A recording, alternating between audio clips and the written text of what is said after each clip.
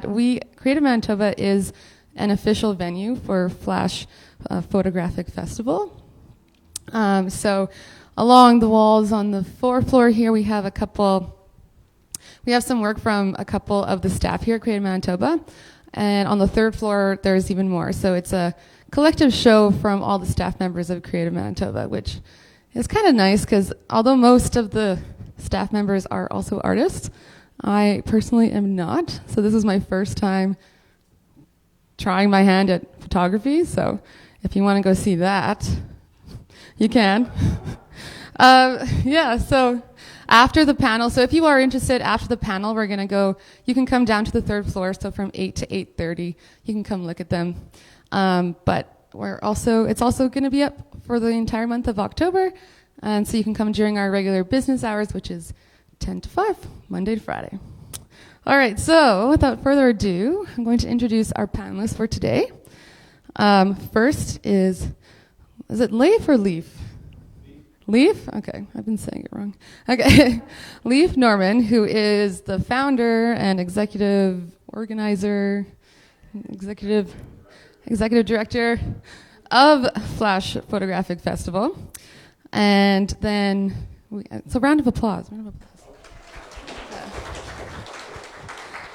I don't know, do you want to stroll up as I introduce you? And that way everyone can clap? Yeah. Second, we have Heidi Hunter. Woo, she's an artist from the Interlake region. She has a studio called Runs with Scissors, and she runs the festival Proudtopia twice a year. So you can go to her studio. It's lots of fun. I still haven't made it out yet. Sorry. Okay. And last, we have Michelle Panting of Full Winnipeg, which is an awesome online magazine type photography blog. Yeah. Anyways. All right, we're going to take it away. Whoa, we sound good. Hello, everyone. Thanks for making it out tonight. This is pretty cool. Okay, social media, photography for social media. I remember when Twitter came along, and I thought it was a dumb thing. And then there's this new thing called Instagram that came along, and I thought, oh, well, that's it. Forget Twitter. I think my first post on Instagram said, hey, I just discovered Instagram, so I'm going to delete Twitter now, because it seemed to sort of kind of fill all of the, it was a lot more fun. It seemed a lot more fun. But of course, as we know, nothing really dies. Things just shift around. AM radio and newspapers are still around, no matter what. Black and white film, still around. It's not dead. 78 records. So there's many different ways to reach the people. Heidi, when did you first sort of figure out that you could use electronic media to reach out there? When did I start? My followers started on Facebook. My demographic was probably Facebook users, and still I've got a pretty great following on Facebook, so a lot of my content does go on Facebook. And then last year I was a bit, Instagram, it's just too fast. It's so... What? Those darn kids? Just, what are you, hipsters? Kids, what is it? And so I've been on Instagram for a year, and I have to say, I think it's changed my arts practice. And I say this because when you're looking through a lens at your work, and me as a freelance artist that's always looking at my work and involved in process, to be able to archive my work and that process is invaluable for me as an artist, and to have immediate feedback and a dialogue with targeted followers or our tribe, our like-minded people, our little tribe. Are they called scissorettes? Scissorettes, the scissorettes. scissorettes. The scissorettes, okay. I just came up with that. It's good. It's good. Anyway, so it's improved my arts practice, because I'm always, as an artist, I'm always composing. I'm always looking at the visual punch of something, and so to photograph it and to focus on the photo It itself. allows you to step back and pretend that allows you you to step didn't paint back. it, so you can look at it with a fresh eye. That's exactly it. Okay, so now what, you're like painting more hamburgers or something? Like people like, I want more aardvark paintings or something, like what do you do? Well, that's kind of what happened. I'm now painting. I'm now drawing, because the things that I was doing, I was primarily a fiber artist and a quilter, an art quilter. And as I was starting to post my sketches and starting to draw more and more, it started to inform my work. And I was able to photograph, stand back and go, oh, well, maybe it'll lead me in a certain way. So when I started doing portraiture this year, and it's led me in a whole different direction. And I find that for me, it's not only informed my work, it's just gotten my photography chops better. So I am composing all the time. I am thinking of light and shadow, both in my work and on my feed. Plus, I learned how to do stop motion. I learned how to do, slideshows and edit in iMovie to do different things. So that's all thanks to Instagram. Yeah, sounds like you've got much more things in the future for sure. Michelle, when did you start doing photography? Why did you pick up the camera? You seem to be naturally drawn right to social media right away. Is that correct or not? Yeah, absolutely. I took pictures quite a lot when I was younger, when I was in high school, when I was a teenager, things like that. And then I would say kind of more into my early 20s as I was busy with school, started, a job and all of those kinds of things. I wasn't doing as much photography.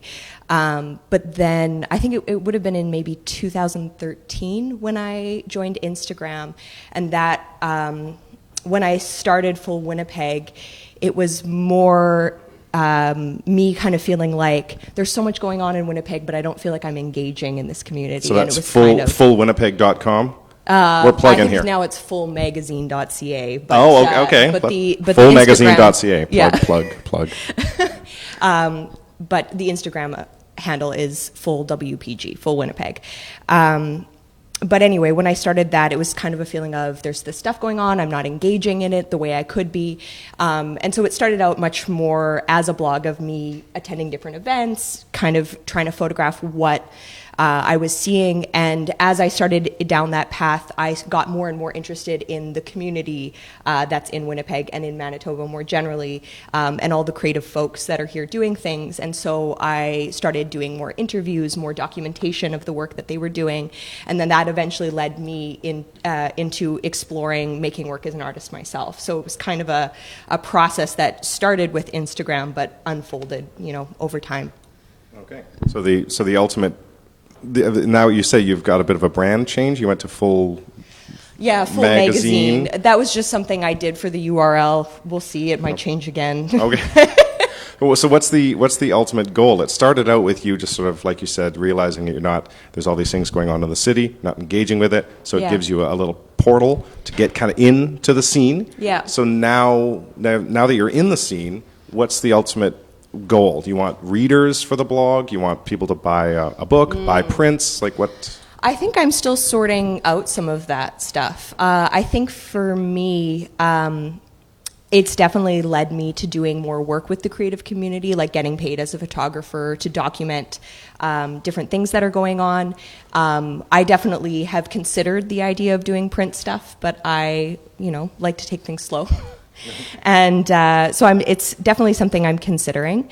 But I would say for the time being, it's more a place for conversation with people who are creative, who are doing interesting things, who are kind of finding ways to really invest in the community of Winnipeg. I think that for a long time there's been sort of this attitude of like there's nothing going on here, it's kind of boring. And I think that that's something that's starting to change. Quite a lot over the last few years, I feel like. And I think that has a lot to do with the people that are here really investing in the community and, not running off to other bigger cities, but deciding they always to make come a back, home so here. It's okay. After they see the rent in Montreal or Toronto, they come back. It's all right. Fair enough. So, Heidi, when did you start? You said you started doing quilting. That's what you started out as? Well, I started for years. I was 20 years in theater, and then I What, did the singing, opposite. dancing? What do you mean? What, painting sets? Or I was a mime. You were a mime? I was a mime and a children's performer for years and years. Fabulous. And traveled the country, and then I did the opposite. I stayed home. I did the opposite. So did you start with the fiber-based art and quilting? I started with quilting, yes, and about 20 years ago or something? yes. The reason I'm 99. prying into this is to find out the time, because we're talking about social media, which is a relatively new invention. And so, you know, we've got, I'm sort of in the middle. You know, you're so young, and you're so, here you are. Old. It's okay. And you're so middle. And I'm just so middling. I'm so average. I'm like a lukewarm cup of tea. That's my job. I'm the mansplainer for the evening.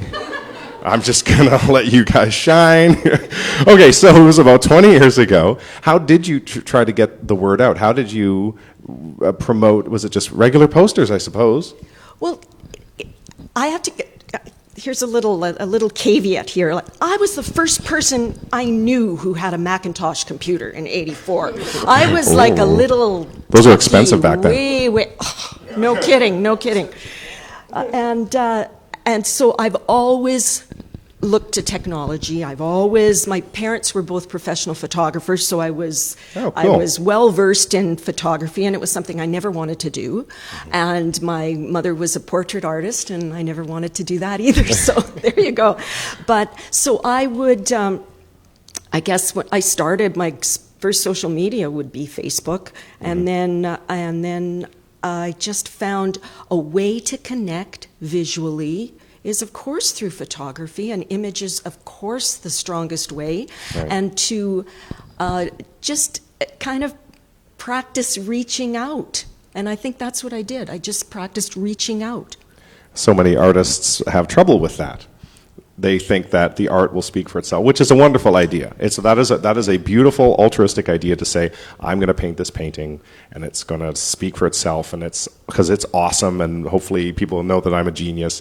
But then you really do 51% of the work is really the communication. It's the promotion. You have to get the people out there, right? So do you agree? You guys can disagree. Is that right? Hopefully that's not totally new news. Sadly, I know that Wanda Coop, for example, she spends the majority of her time not painting. She spends the majority of her time on the computer, answering emails, arranging shows, packing up things in crates. It's all of that boring stuff which has nothing to do with being an artist, which is sadly what needs to happen. And so this is kind of part of it, right? You can make all of your wonderful things, but then you still sort of just can sit there alone and you have your wonderful things. It's sort of like shouting into the void, right? Which is a bit sad. And so you're saying, so you started off with Facebook. Did you jump onto Twitter? Or I did, but I never got Twitter. It's too wordy. It was too wordy. It's too wordy. But I have to add, for me and social media, it's not a place that I put out my finished artwork. It's all about process for me. Kind of teaser things. So I very rarely put something that I'm selling out, because marketing, like social media, marketing isn't selling.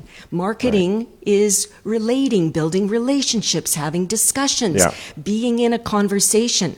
And as an artist, I like sharing what I notice. Yeah. I notice the light. And then that brings people into the conversation. You know, that's right. Oh, I like purple too. Stuff like that. Yeah, that's exactly. Right. Although I know Justine Barry, she's a local painter. She does put her final pictures right up on Instagram, and then people buy them. It's just like that's the direct marketing thing to do. She says, "Here, I just finished another awesome cow photo. Bang! It's sold almost immediately." And so, what can you add to this, Michelle? Did you try there's all kinds of blogger platforms? Did you consider WordPress type things? I want to sort of try to unpick the nitty gritty of what tools were you using. What tools was I using? I went on Twitter. I still have a Twitter account. I don't think I ever really use it. I think Instagram appeals to me the most just because of its visual nature. And I think it's it can be a frustrating tool, but because they changed the algorithm. Yeah, absolutely, they do. It can be a frustrating tool, but it can also be a lot of fun to play with.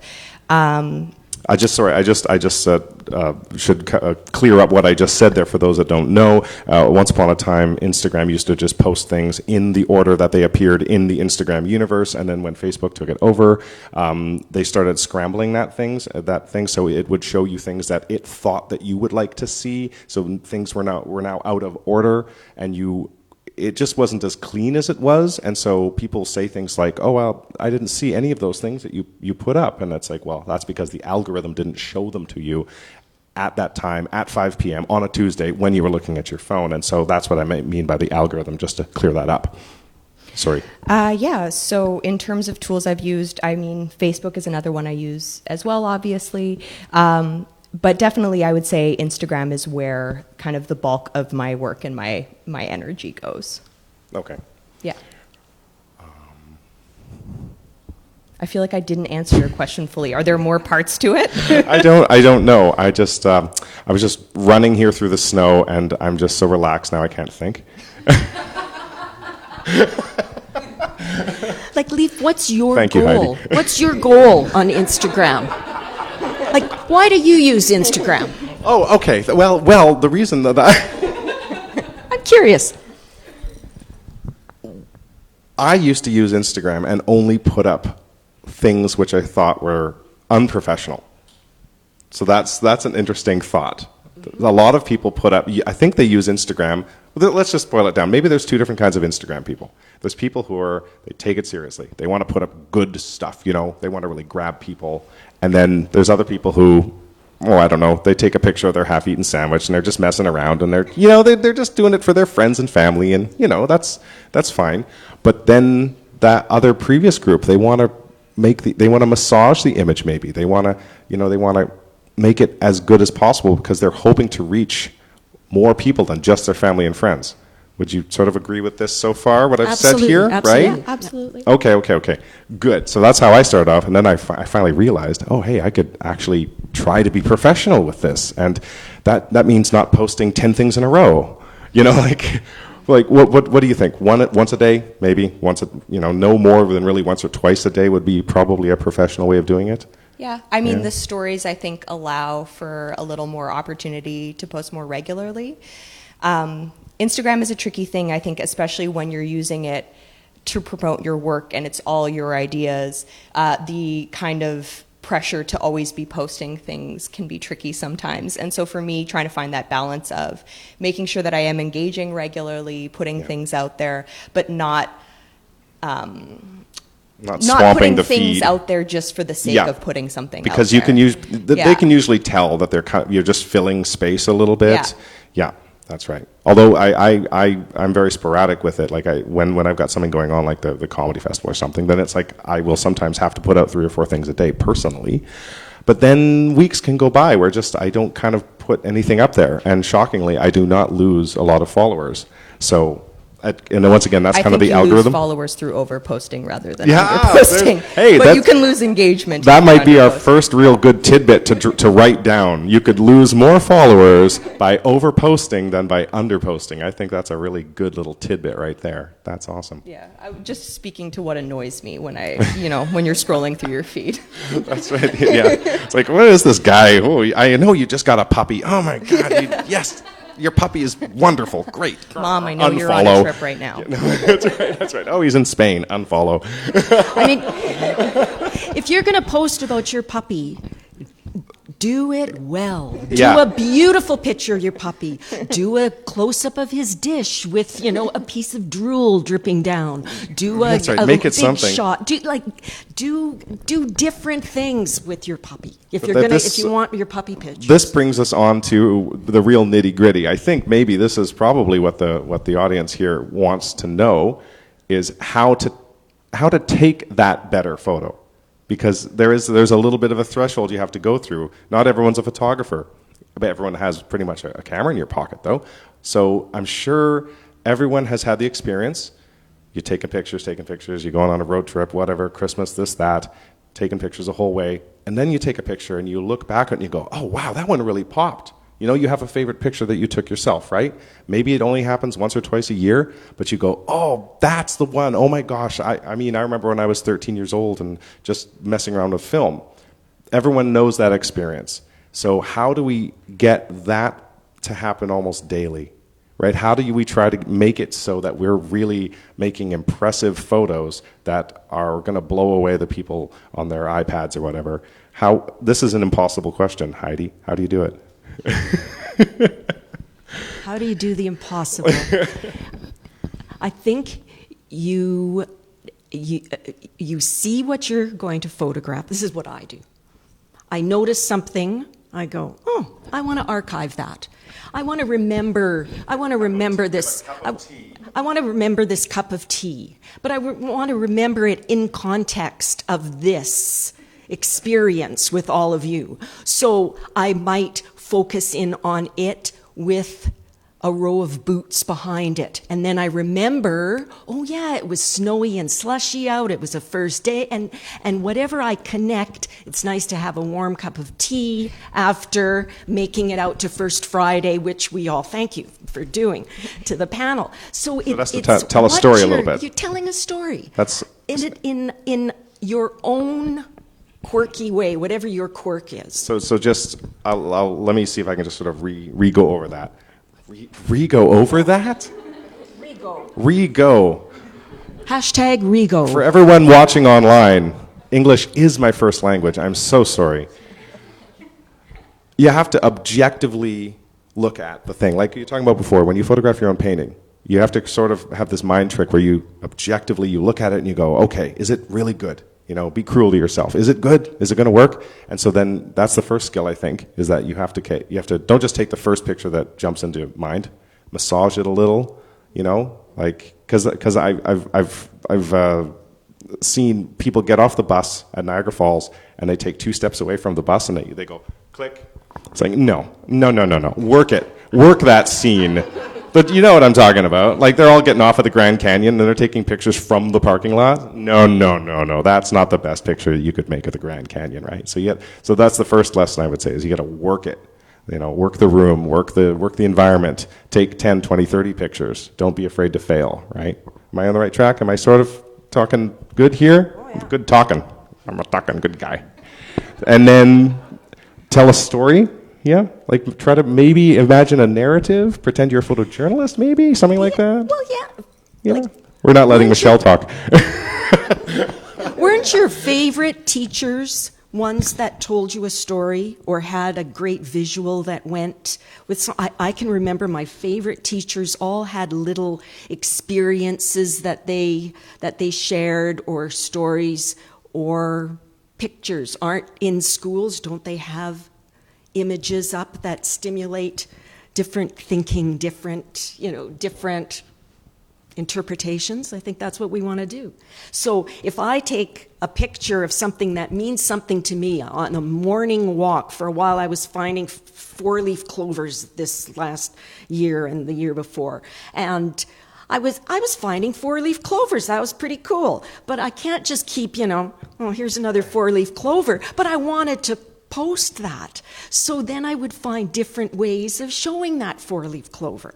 So getting really down exactly, or shooting straight down, or putting your finger on it, or that's right, or holding it up so it was a hat on my dog's head in the distance, or it's playing. Yeah. That's what I find. It's just messing around until you feel that it clicks. Because that's the horrible thing about art too, is that how do you know when you're done, right? I don't know. You go, okay, I think that's good. The similar impossible question for you then is how do you make it good? I think the playing thing is really key for me as well. It can be intimidating sometimes, I think, and very easy to overthink.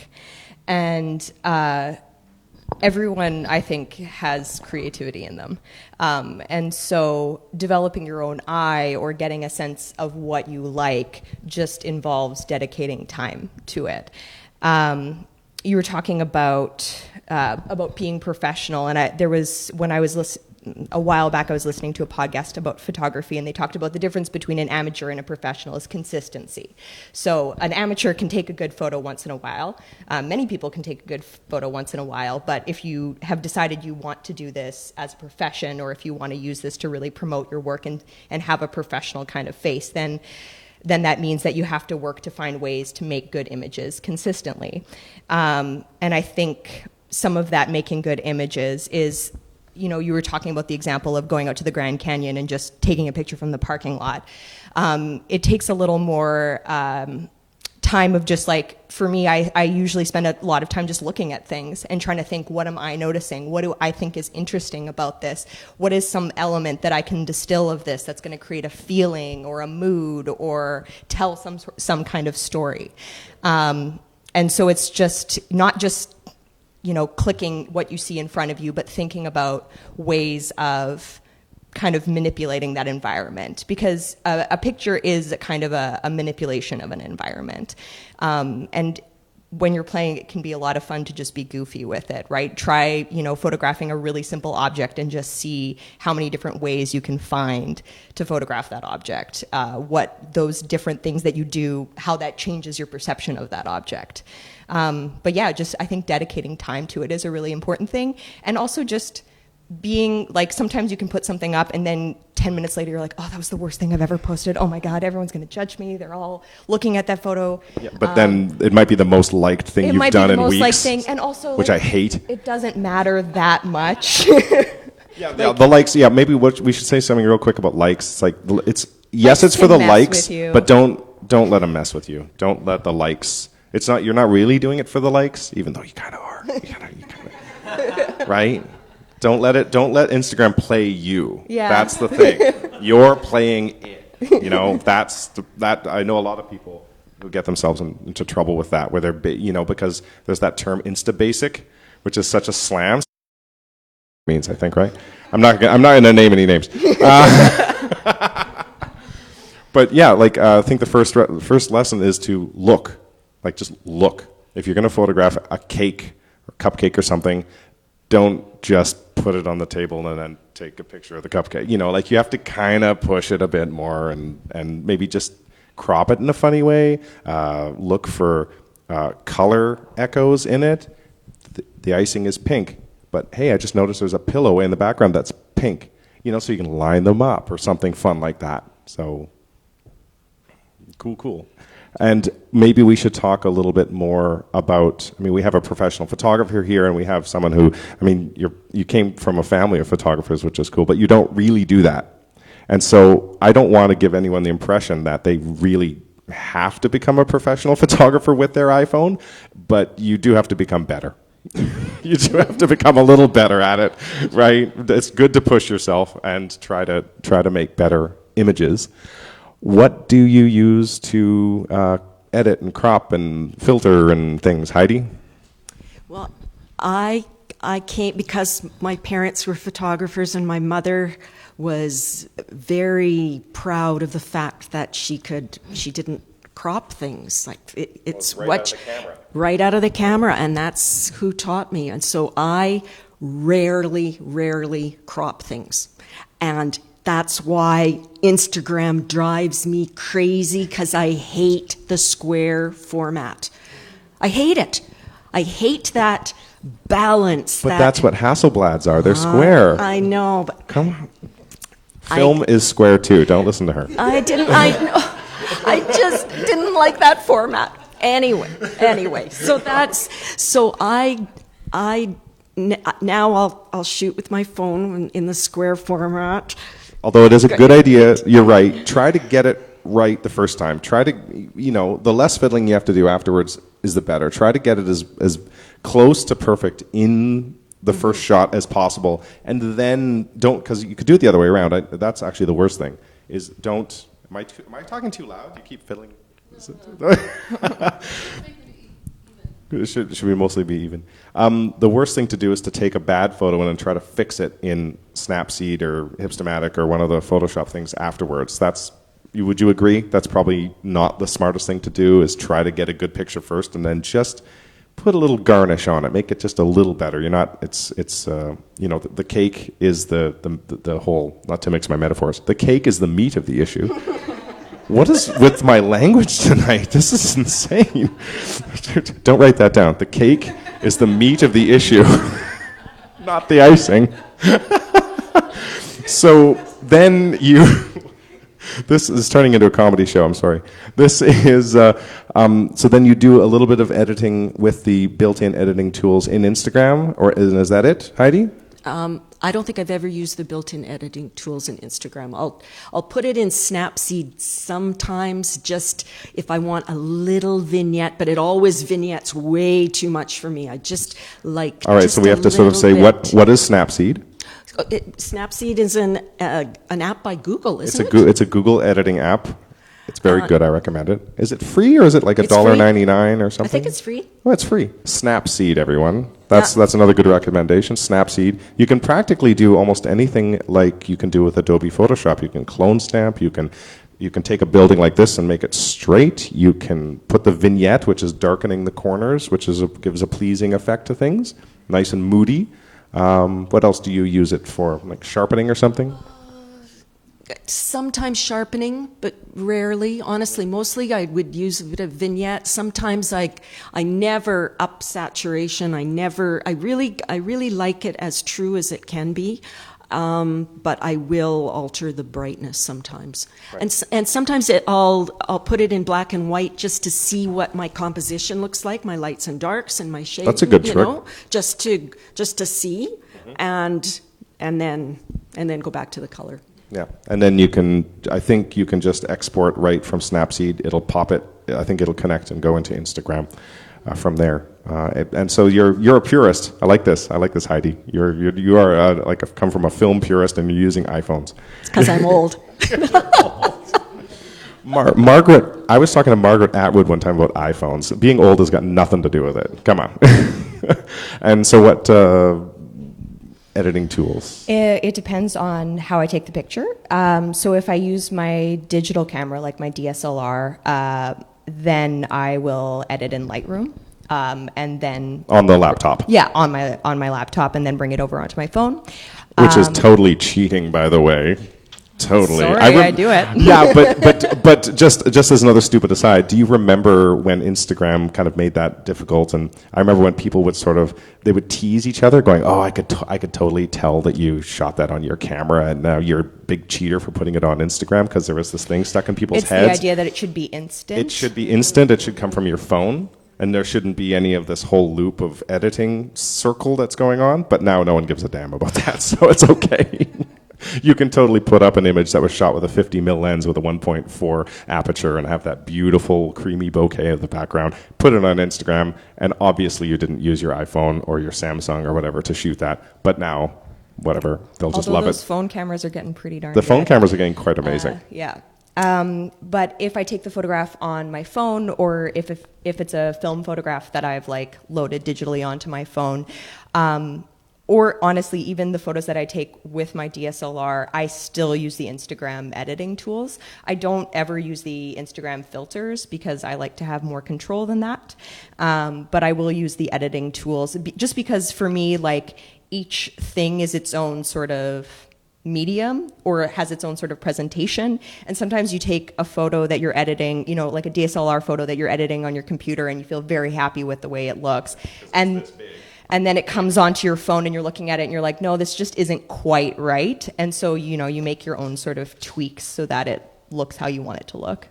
Yeah. And then, because you mentioned the built-in Instagram looks like crema and lark and it's lo-fi. A little too much for me. But a hot tip for the audience and those watching, I would say if you feel like you're lost in all of this talk about editing and looks and stuff like that, going back to what you said before about consistency, maybe choose only one or two of those filters as your favorite and just try to stick to them. And then it'll give your work a consistent look at the very least. And then once you feel more comfortable with that, you can branch out a bit more and maybe do some more tricky editing tools like with Hipstamatic or something like that. Yeah. But start off with less is more, and then when you feel comfortable, then you can go a little bit more crazy is what I'd recommend. Yeah. Does that sound about right? Visco is another one that I like. Visco? Visco. Oh, VSCO. VSCO is a really powerful editing tool. Yeah. So that's another good one. I don't use it as much as I used to, but... It's mostly about film emulation, isn't it? There are quite a lot of their filters are, but they also have a lot of customizable edits and stuff in there too that you can keep playing with more. Yeah. It's ironic that we're all using iPhones and then making them look like faded 1970s Polaroids. Everything's totally gone full circle, It's right? like ease, but also nostalgia. Makes sense. Yeah, it's comforting. Yeah. Yeah.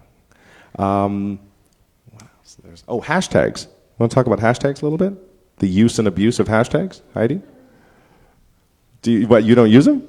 Yeah, I do. I do. Are they really useful, or are they? I think they're super useful. Okay. Because you can steer your followers to certain place. They if you use them in a way that can cover different bases. For example, hashtag fiber art.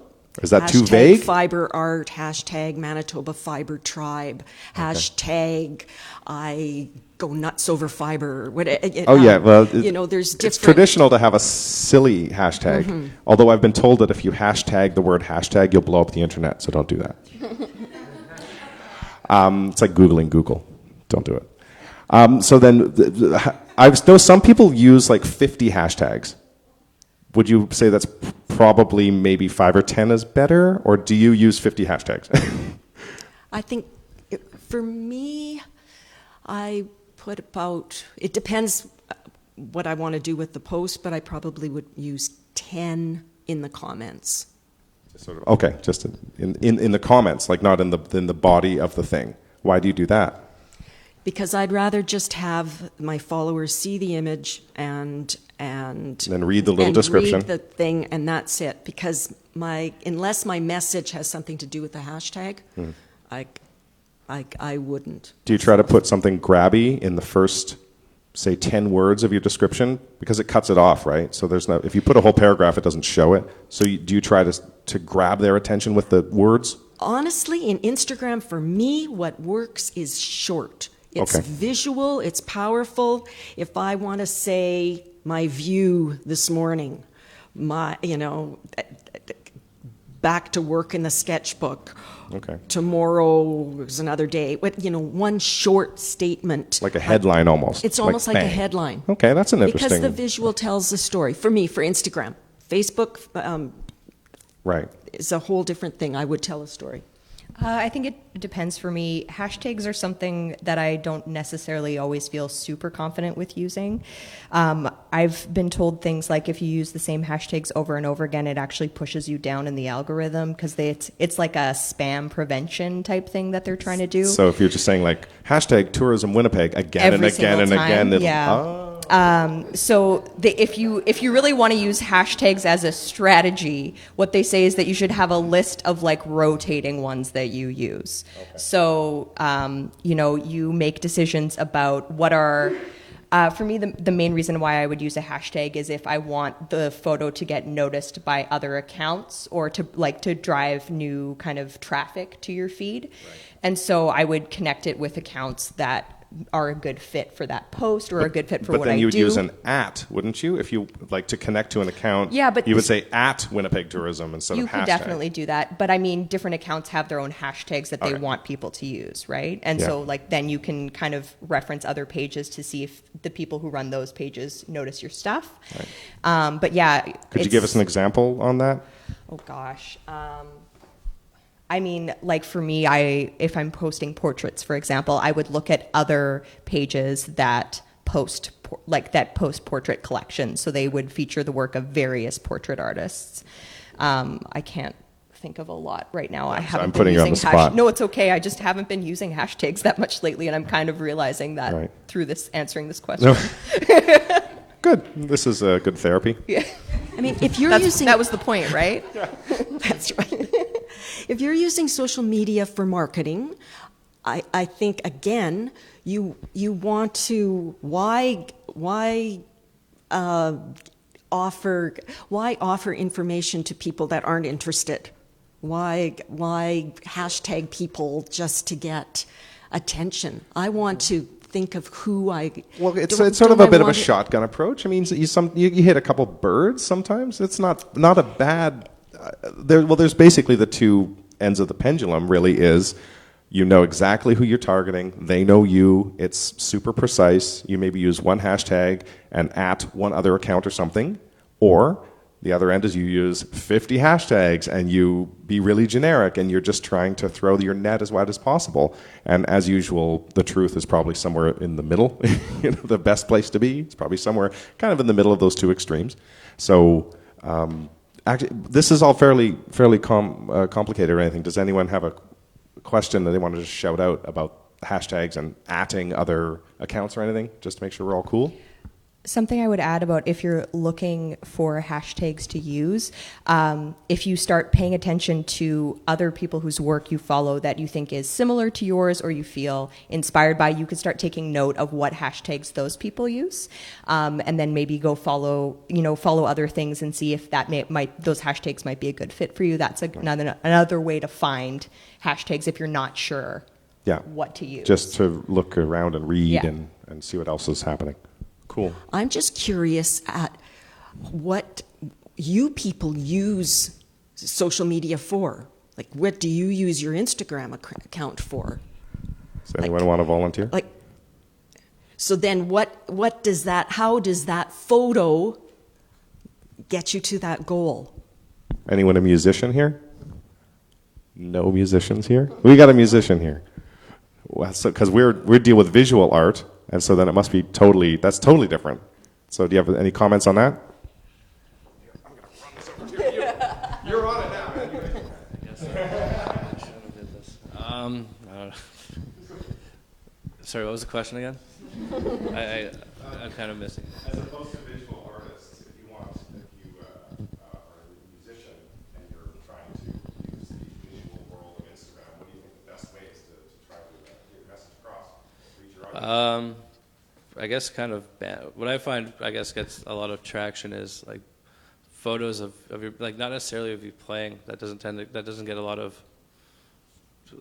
likes or anything. You'll tend to get more likes if you're just kind of like photographing yourself doing something, like your band doing something kind of quirky, I guess would maybe be the word to use. Yeah.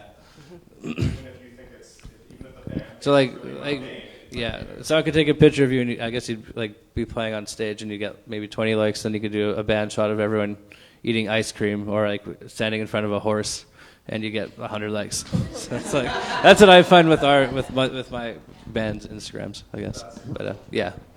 Thanks. What's the name of your band? I'm in Holy Void. Juniper Bush. Okay, plug. Hashtag Juniper Bush. So that kind of goes back to his personal experience there, is sort of like making it relatable, instead of just taking a picture, here's the cupcake, it's like, oh, here's the cupcake riding a horse, or, something like that. Make a personal story about it. Yeah? I could repeat the question. Sorry.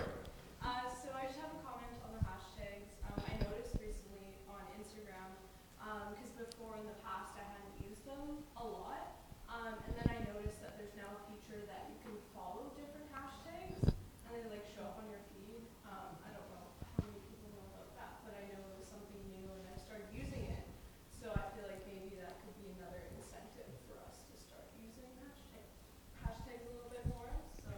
Okay, so she's talking about the following hashtags feature, which I think only showed up fairly recently, just like a year or two ago or something, maybe even more recently than that. Well, have you had any experience with, well, Michelle's not using hashtags too much, so I'm going to look at and get back into. Heidi, do you mess around with that a bit? Like, is there maybe you should follow fiber art or something? That'd be fascinating. Oh, or absolutely. Not. There are hashtags that I follow. And if you create a hashtag that we're all following together, again, that's our group. That's our little social group that'll follow it. So if I am producing my festival called Proutopia, and we've got a hashtag Proutopia, it's not used by anybody else, of course. Nobody could pronounce it. And then we can have a contest through that they can post to that hashtag and they can follow it. And it's a way of, again, archiving that experience that we share, that only we share. So, yeah, because you can then you type in the hashtag and you can gather all of those pertinent pictures. Hopefully they're pertinent, because I just, as an experiment, I typed in the hashtag Lamborghini just to see what came up, and there was Ferraris and Porsches and Maseratis. So people, they hashtag things really incorrectly sometimes, so you have to be careful. The hashtag Winnipeg is useless. Like, what, that's far too vague and way too general. If you just look at the hashtag Winnipeg right now, you're going to see, the last time I looked at it, it was, someone standing in St. Boniface by the bridge, a girl getting her nails done, a sandwich. This is all very useless, right? Hashtag Winnipeg Theater, now you're getting somewhere, right? So it would be, instead of like hashtag camera, that's pretty useless, hashtag vintage camera, hashtag Nikon camera, just a little bit more specificity would work really well on that. What else are we talking about? Wait, I have to check my notes. I'm going back to our musician friend just for a second while you're checking your notes. I think it's fascinating that, I know that people would rather watch you guys having an ice cream cone in front of a horse. Like, of course, if I've paid money to see someone, I've seen them in Your concert. Your Instagram feed's getting better. I know their music. I've seen them in concert. Of course, I'd rather see something that is the experience of them, that connects me. So if I make cupcakes for a living, I'm probably not going to shoot those cupcakes, right? I'll do other things, the build up to the cupcake. Yeah, sure. Like going and, hey, I'm going to go buy the flour. This is, silly. That's the silly thing, is that the things that you think are the most mundane are actually probably what the viewers are interested in. And it comes down to that thing that I've experienced, I'm sure we've all experienced it, is you put up a picture that you're so proud of. Oh, this one's great, this one's amazing. And then you get hardly any likes. Then you put up something which you think is kind of mundane and there's no big deal, and it just goes through the roof. Yeah, so, everyone's experienced that, right? So it's a little bit of a crapshoot there. Wait, okay, hang on to that. I have to get through my notes with these guys first. I'll come right back to you. Philosophical question: what would you do without social media? How would you promote if the iPhone system didn't work and if Instagram didn't exist? What would you do? I would have to really work hard at promoting myself, and I wouldn't have a relationship with my clients. I wouldn't have an exchange with people that I wouldn't have a network of both clientele and artists. I wouldn't have. Well, it would have to be traditional, like posters and newspapers and magazines, I suppose. Right, and I live 5 miles west of Winnipeg Beach. I would have to really work to get my work out there, and all I know is this summer I had 2 weeks to plan. I had an idea, and I got a digital art show from 185 people around the world just by posting on social media, and they instantly responded, and that I could never do without social media. And that has just led, again, it's the beginning of the next step. So yeah, it's made me grow. Yeah, it's hard for me to say because Instagram is actually a big part of what got me back into photography. Before that, I played a lot just with film cameras and things like that, and that's something that I continue to do because I think it's a valuable part of my practice and my understanding of photography. But yeah, it's really hard to say if I would have even picked cameras back up if it hadn't been for Instagram. And it definitely is kind of connecting to what you're saying, or what Heidi's saying, definitely a really great opportunity for community, and connecting with other people who are doing similar things to you. But also kind of even going back, talking about like showing your day or showcasing yourself, to have people engage with you. I think that's really what you have to do, is to put yourself out there and showcase your personality and be a human being on the internet. And so that's the kind of thing where people start messaging you, where people comment, and where you can actually start having conversations with people. And I do think it's really important, if you're going to run a business through Instagram, that you engage with people, that you take the time to respond to them because they're taking the time to reach out to you. So yeah, that's kind of a roundabout way of answering the question. Well, but because now we have these little devices in our pockets really allow us to be our own publishers, our own publicists, our own printing houses, our own music distribution centers. So yeah, you don't have to do all that traditional media stuff, even though it's still sort of there and has some use. So, you have to be responsible with it. You have to be careful with it too. yeah. Go ahead. I was just going to comment on what the musician brought up about different types of photos. I think Instagram really comes down to how you make yourself seem, realism and consistency.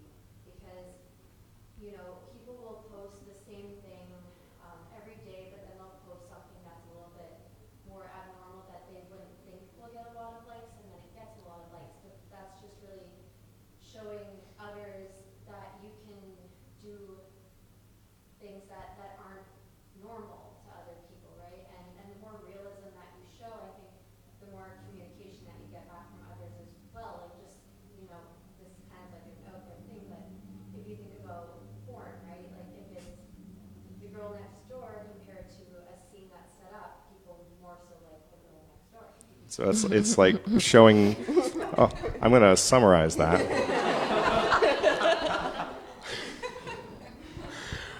What you're talking about is don't be afraid to show your individuality about the whole thing. It might take a bit of bravery. You have to get out there and yeah, show your real self. That's a bit of a tricky thing, though. I mean, because it's so easy to be manufactured and stuff. But you're right. You have to be a bit brave and maybe throw something out there which might not work, and then it might catch or it might not. Something along that vein. There seem to be a lot of people that will have multiple Instagram accounts, right? And so I guess is it important to do that if you're wanting to do something that's like similar here? And then you want to experiment, maybe like you have a Right. Instagram account. Multiple Instagram accounts. I have one. Nobody's talked really about the grid. The grid. I'm curious Oh, right. how important that is, or if you guys think it's important at all, like what that looks like. When you say the grid, you mean like what your feed looks like as a whole?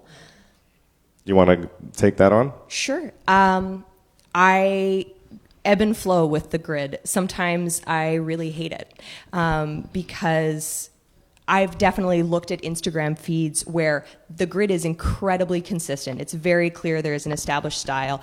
But when I look at individual photos, I feel like I am seeing the same thing over and over again. This is just a personal thing for me. Like, people can do this and it probably really works for them. For me, want to try to develop what are some things I like generally, and try to be consistent. I do think consistency is important, and especially when you're talking about the idea of being on brand. Instagram really does like that, and so it can be useful to divide certain parts of what you're doing into different accounts. For me personally, I have the full Instagram page that I use more generally for Winnipeg stuff, or sometimes I put self-portraits on there. Instagram responds really well to self-portraits or to selfies. But then I also have another account called Feminist Portraits, where I photograph almost entirely other people, and that's focused more specifically on the stories of women and non-binary folks. And I didn't feel like that went necessarily very clearly with what I was doing with Full. So I separated the two so as not to confuse people, right? Because you have to keep in mind that some of the people are going to know you and what you do, and some people don't know you at all when they look at your feed. And so it has to be clear what your feed is about. Yeah, consistency is, well, isn't there a really famous big Instagram feed where it's just a guy takes a picture of a glass of milk every day? It's something dumb like that. Seriously, it's like it's a glass of milk, and it's consistent. I mean, and that's the horrible thing, is that it's consistent. That's like 99% of the success of that thing. You could just take a picture of your left foot every day, and no matter where you are, at the beach, in the tub, or something. And you know what? That would probably blow up. It probably would. Steal that idea. Yeah, like seriously. Pardon? Well, you could call it stupidity, Or you could call it the consistency. Well, that's like, why is McDonald's popular? It's the consistency. They want because the world is a scary place and they want something secure. You know, I'm trying to be nice. Well, it is humorous to run an entire daily Instagram feed about one dumb thing like that. Like, that's funny. It's actually really, really funny. Do we have any questions from the internet or anything we should take care of? No? Okay. Here, I'm going to actually run the mic to you. Well, I think we want to try to keep the technology on the line. It's just a comment on the McDonald's thing, but then they bring like the McRib back and they sell out within a day. Because like consistency is important through day and day, but like in my opinion, once in a while you do want to throw something just different out. Because if you're a landscape photographer and you're taking trees, beach, and all that, and then you go, you know what, I'm going to put a puppy in this. The puppy's going to be like, oh my God. Well, one, because everyone loves puppies. And two, it's something different and it shakes up your feet a little bit. True. So, yes. Simultaneous, those two things are both true. That's funny. Those two conflicting ideas are both correct. Oh, were you first? Wait, no. You're closer. I do have a comment on the consistency thing because I do wall hangings and stuff, and when I take a photo with me and my wall hanging, it blows up, so to speak. Yeah, I found like, but if I posted that every day of me and my weaving, would it be like, you know? Right, to try it. The other thing is, I read this thing of how to grow your Instagram feed, and one of them was that you need to go to your kind of like your competitor and like steal their followers. And I was like, what does that mean? But you have to like go into their, so say like you go to like their photo and you're like, that's kind of like what I do. So you go and you like, you make a comment? Well, they say that the best way to gain followers is to go in and follow them and like a comment, like a photo, but comment on the photo. Yeah. And then like you'll gain, you know, so followers. Yes, exactly. And that's cool. Kind of a tactic that they said to use. There was a lot of other ones, but yeah, that was one that kind of. And okay, I have a question. Sorry. Okay, so I'm trying to understand why people stop following, because I don't like post every day, but then all of a sudden, like, are people like monitoring, like, okay, I'm gonna follow her, and if she follows me back, then I'll continue following her, or I'll stop. Like, I'm just confused by that. Okay, I'm sure you guys have some comments about that. In my estimation, I think a lot of the times you get unfollowed is that people they delete their account. So don't take it personally. There's a lot of people who just flake out and they just say, oh, I'm through with it. Like, they delete their Facebook account, they delete their Instagram account. So I would say there's probably a lot of that. But also people are really stupidly fickle. So I don't know. Maybe they just want to follow more other things and they're slightly less interested in what you're doing. Any comments? I used to take it really personally. You know, I would go into my insights on Facebook and that, oh, they unliked my page, and it was the end of the world, and it's not the end of the world. I'm not doing it for the followers. Yeah, it's not constructive to do that. Yeah. You just do the best you can and ignore the haters. I'm just curious, because you don't know. That's a good question. Sometimes spam accounts follow you and they get deleted by Instagram too. Yeah. It definitely is kind of funny because you'll notice, like, for a while you'll be gaining and then all of a sudden you just kind of stay at a number and you'll go up and down right around the same number. Same thing. I try not to think about it too much, honestly. I try not to think about likes too much either, because I find that both things don't really serve your sense of well-being or self-confidence.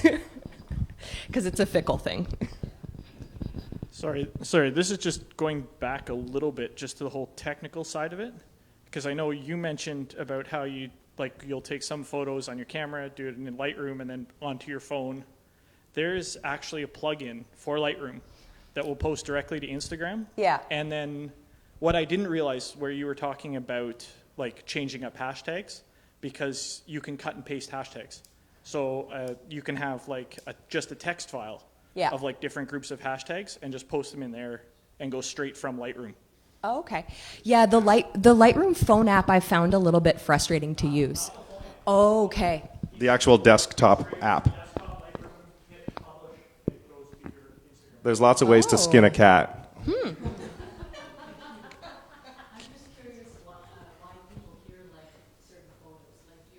Okay, she's curious as to why people like certain photos. Well, I would say puppies. Like, easy. Do you have a question, or do you want to answer that question? Separate question? Okay, wait. Let's just spend like 30 more seconds on what makes a good, like, what do you like in a photo? What do you like in a photo? I think a photo makes me feel something. If I feel something, it engages me. That makes a good photo. Oh man, there's lots of things that what are photos that make me stop? I'm generally speaking interested in portraits, especially when things are weird or unexpected. I think that's something that definitely catches me, and it can be like, for me personally, to think about putting that stuff out there, it can be like, oh, well, if I put out something weird, will it get a weird response, or will I open myself up to comments that I don't want to deal with? But I've actually found that when I, just decide I'll do this anyway and we'll just see what happens, it works out pretty okay. So I think for me, it's, something a little bit unexpected, maybe a weird face, interesting colors, something kind of just that stops you. Yeah, that's that impossible question again about, you go into an art gallery and then find the best painting. What's the best painting in this art? It's impossible, right? You just have to be like, well, I really like this stuff, and then other people like the other stuff. I think we've got to start wrapping it up pretty soon, right? Correct? Or Well, you can take a few more questions. We're going to take a few more questions, and then we're going to wrap it up. What do you think of IGTV, and would you use it? Do you think it's a good fit for you? Because it seems like you're pushing out content or your brand in that medium, so I just wanted to know your thoughts. Do you mean the stories, or is this a new Are you thing I talking haven't about heard the of? live feed. A Yeah. live feed thing. Okay, IGTV. So it's like your own channel in a sense. It's different from Insta Stories. I've only followed a lifestyle blogger or a naturopath nutritionist. So Things are And getting did you find complicated. it engaging when you did? I did that because I already like them, so I'm already engaged. But it's very different from their Insta Stories. They're definitely... I would say that that's probably a case of the audience who's already connected, like you said, will want to use that. And so then that in the Instagram TV is not where you're actually going to be discovering new people. Maybe the Instagram, like there's the regular photos and just regular social media like Twitter, is where you can still do discoveries and you can still find new people to hook up with. And maybe because video is much more of an immersive thing, you have to really stop and pay attention. So you're only going to stop and pay attention to somebody who you really respect and are already on board with. Does that sound about right? Does that sound not crazy? Yeah, so yeah. Couple more questions, Ariel? I was just wondering where, like, Flickr and 500px and SmugMug, where they fit into it. Are they considered a social media, or what? Yeah, this is a good question. We could talk all night just about different platforms and things like Tumblr and all that other stuff. And yes, like Snapchat is gone, and Vine, and yeah. So do you guys have any experience with like 500 pixels, PX, and? I haven't used those ones. I think each to me, it seems like each sort of social media has its own sort of demographic or following. Yeah. So I'm not familiar with those ones. Yeah, I used to think that Flickr was a big deal, and that was where I would sort of find people. There'd be different groups that you could connect with, but it's such a mosh pit of competing things that I'm pretty sure you would still you'd still find an audience on MySpace, or GeoCities or something, and those things are still alive. But each one has a particular thing, there was another one that was competing with Instagram, but they were much more street photography based. I can't remember what it was, but it was like Instagram, but only for street photographers. So I think the kings of the castle, like the Twitter, the Facebook, the Google, the Instagrams, that's kind of where everyone goes, because basically the whole world is on it, and then from there you can break it down into smaller groups that you want to focus on. I had a little Flickr tip, just a fast Flickr tip, that I don't use Flickr for anything but to back up my phone pictures because they have a way bigger cloud. And so I just put it on auto sync so that it just goes up and there's millions of photos up there. That's the only thing I use Flickr for. That's a There's good little hard tip. I think we're going to be wrapping it up now. So did you want to, Rachel, did you want to say anything to wrap it up? Or is there... No? Well, come on down to the third floor, up to the third floor, down to the third floor to see the photos. Thank you. Thank you so much for coming down, everyone.